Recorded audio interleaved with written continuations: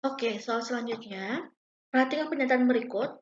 Pertama adalah evapotranspirasi lahan hutan lebih rendah. B. Infiltrasi air hujan mengalami penurunan. Yang ketiga, lapisan pembawa air mengalami kerusakan. Dan 4, aliran permukaan semakin meningkat.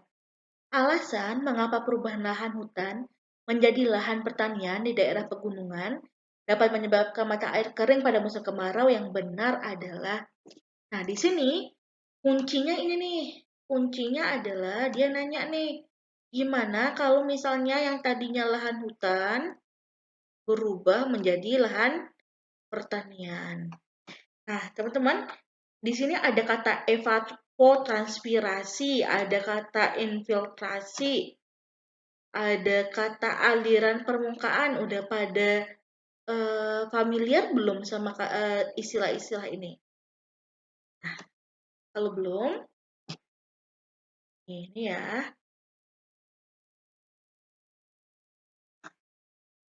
Nah, evapotranspirasi itu adalah penguapan baik dari badan air maupun makhluk hidup.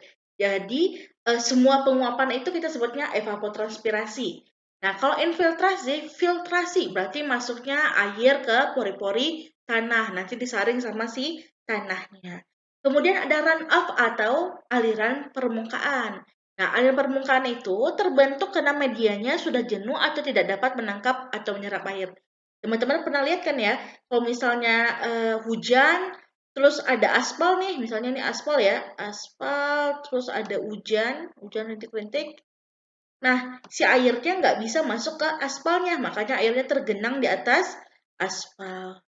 Nah, inilah yang kita sebut dengan runoff. Nah, dia kayak gini, ngalir aja. Ini kita sebut dengan runoff atau aliran permukaan. Atau misalnya, kalaupun ini ada tanah,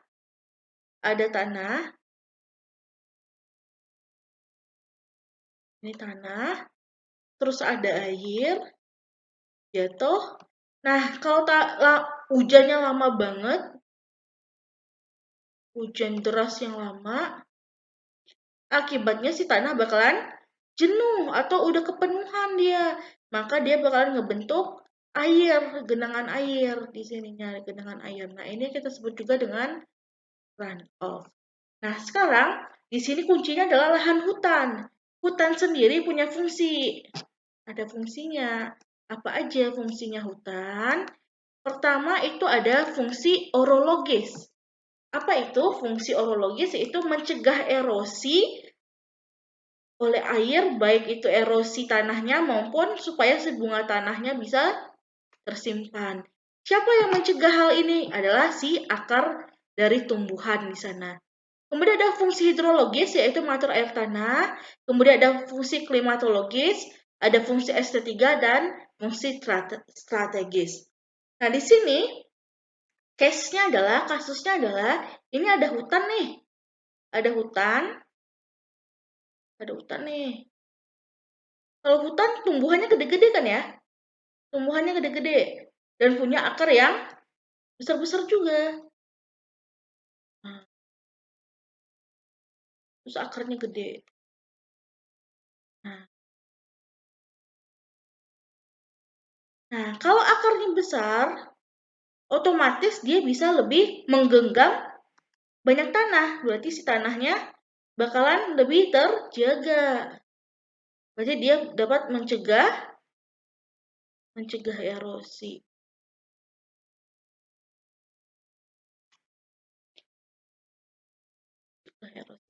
Nah, sekarang bandingkan kalau kita udah merubah dia jadi lahan pertanian. Misalnya sawah nih. Sawah. Nah, sawah, padi, akarnya gimana?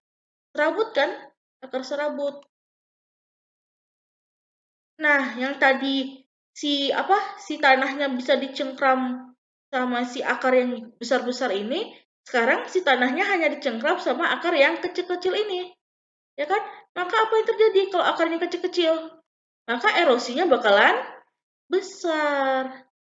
Karena nggak ada lagi yang menahan si tanahnya. Erosinya jadi besar. Oke. Nah, sekarang di sini dibilang evapotranspirasi lahan hutan lebih rendah. Ingat, evapotranspirasi itu adalah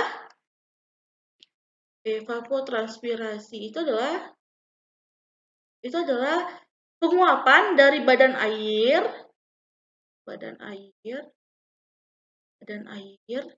sama makhluk hidup. Dan ini ada apa? Nah, kalau misalnya si makhluk hidupnya udah hilang, makhluk hidupnya misalnya pohon ya, pohon.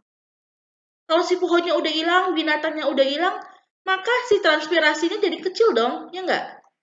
Nah, maka kalau ini salah nih. Sorry, berarti memang lebih rendah kan ya? Berarti ini lebih rendah, benar. Karena si tumbuhan dan hewannya udah pada hilang. Terus infiltrasi air hujan mengalami penurunan. Nah, kalau misalnya ini ada tanahnya ya, misalnya ini tanah nih. Tanah, terus tanahnya kalau ada hujan, kalau akarnya gede, pas udah masuk ke sini, nah si air nggak sempat buat ngebawa tanahnya kan, dan dia bakalan masuk ke dalam karena ditahan sama akarnya, ya enggak? Maka infiltrasinya kalau sudah berubah jadi lahan pertanian, maka ketika misalnya ada air, ada hujan nih di tanahnya, ada hujan, nah dia nggak bakalan sempat terikat atau terhentikan oleh si akarnya. Akibatnya apa? Ya udah, karena nggak sempat terhentikan, dia akhirnya si airnya bakalan pergi seperti itu. Airnya bakal pergi, bakal mengalir aja terus, nggak sempat buat masuk ke dalam tanah kayak gini. Maka ini yang kita sebut dengan runoff. Nah, berarti benar, infiltrasinya jadi menurun, runoff-nya jadi meningkat. Tapi pembawa air mengalami kerusakan, benar kan? Karena erosinya jadi besar. Maka yang benar jawabannya adalah 1, 2, 3, dan 4.